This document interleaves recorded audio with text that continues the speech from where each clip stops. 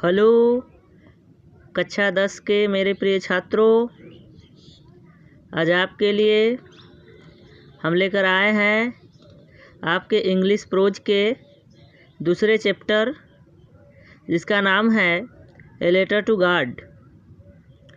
ये कहानी एक ऐसे इंसान की है जिसको ईश्वर में बहुत ही ज़्यादा विश्वास होता है।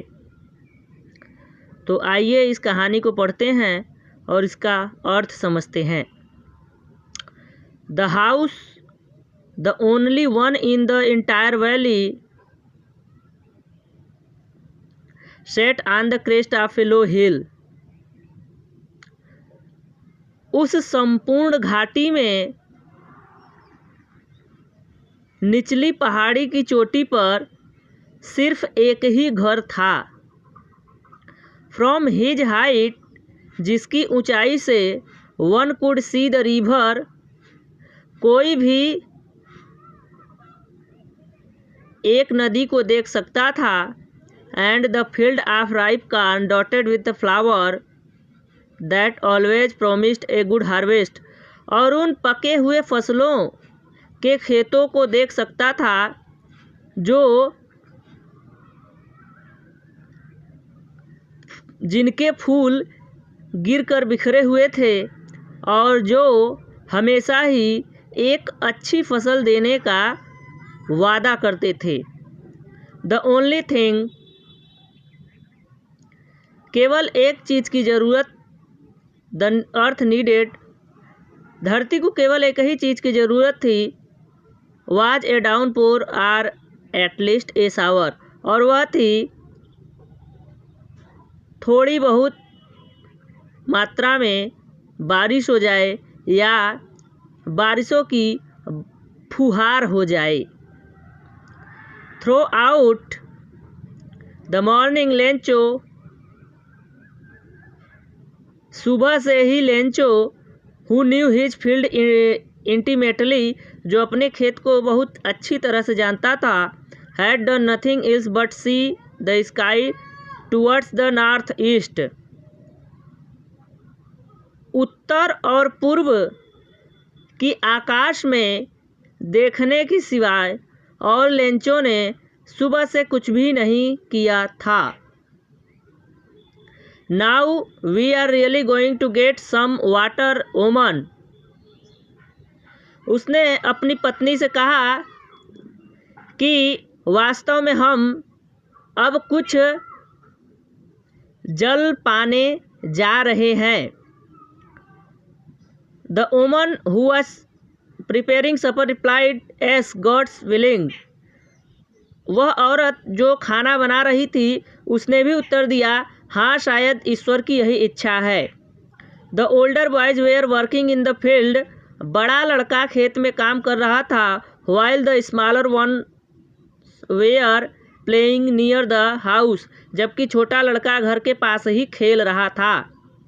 Until the woman called to them all come for dinner, तभी औरत ने सभी को रात्रि का भोजन करने के लिए बुलाया। It was during the meal that, भोजन के दौरान ही, just as Lencho had predicted, जैसा कि लेंचो ने भविष्यवाणी किया था, big drops of rain began to fall, वर्षा की बड़ी बड़ी बूंदें गिरने लगी। इन द नॉर्थ ईस्ट, उत्तर पूर्व में, ह्यूज माउंटेन्स ऑफ क्लाउड्स, बादलों के विशाल पर्वत जैसे समूह, could sea be seen approaching, दिखाई देने लगे। The air was fresh and sweet, हवा बड़ी ही ताज़ी और मधुर चल रही थी। The man went out for no other reason, लोग बाहर किसी और कारण से नहीं आते थे बल्कि than to have the pleasure of feeling the rain on his body, बल्कि अपनी शरीर पर वर्षा की गिरती हुई बूंदों का आनंद लेने के लिए लोग घरों से बाहर आते थे। And when he returned he exclaimed, और जब वह वर्षा की बूंदों का आनंद लेकर वापस लौटते थे तो बड़े ही प्रसन्न दिखाई देते थे। These are not raindrops falling from the sky. They are new kinds. वे जो आकाश से वर्षा की बूंदें गिर रही थी वो वर्षा की बूंदें नहीं थी बल्कि नए नए सिक्के थे।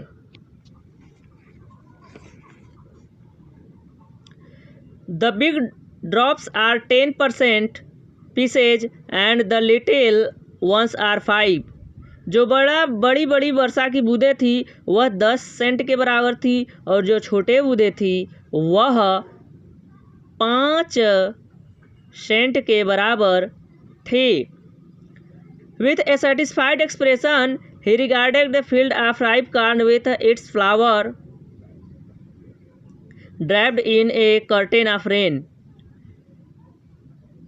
एक संतुष्टि भरी प्रभाव से he regarded the field of ripe corn with the flowers draped in a curtain of rain. उसने अपने पके हुए खेतों की ओर देखा जिसमें कि वर्षा की एक तह जमी हुई थी। But suddenly a strong wind began to blow. लेकिन अचानक ही एक तेज हवा बहने लगी। And along with the rain very और large hailstones began to fall. और